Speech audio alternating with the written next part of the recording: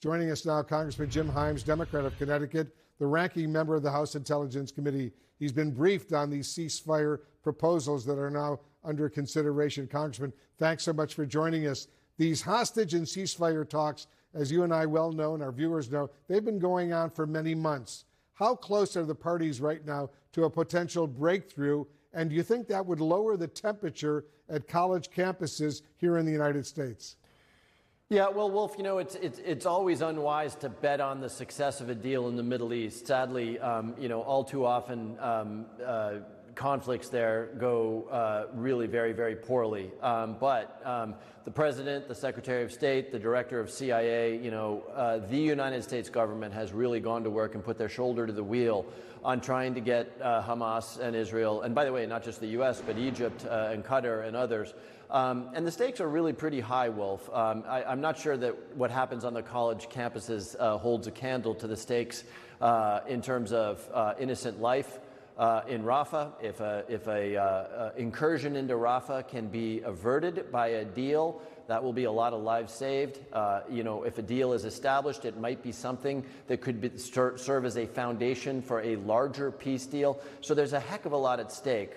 You know, what the reverberations would be on campus, I don't know. But I must tell you, personally, I'm keeping my fingers crossed that a deal can succeed and that a lot of lives will be saved because of that. Yeah, me too. President Biden, as you know, has been forcefully condemning anti-Semitism, but he's actually been saying very little directly to the protesters themselves. Is he doing enough, you think, to lead the country through this very turbulent time? Well, you know, the president has obviously had to thread a very difficult needle. You know, most Americans believe that we should support Israel and are strong in their support of Israel. I think most Americans, too, look at the loss of innocent life in Gaza and the humanitarian situation there and say, that's not right. You know, sadly, the conflict, and I know this because I'm in politics, has sort of acquired a failure to appreciate that there are profound concerns and equities on both sides of this struggle. And the president, of course, is caught in the middle of that. You know, with respect to the campus protests, to me, it doesn't seem that complicated, right? Obviously, these students have a right to express their opinions.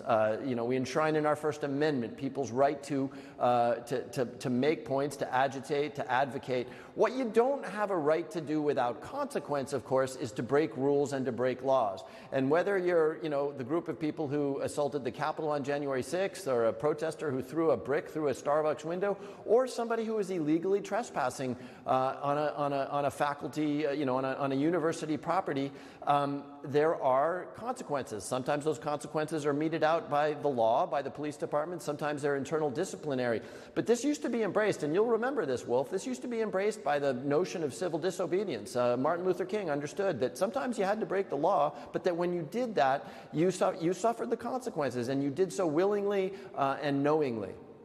Congressman Jim Himes, thanks as usual for joining us. Appreciate it very much. Thank you, Wolf. And coming up,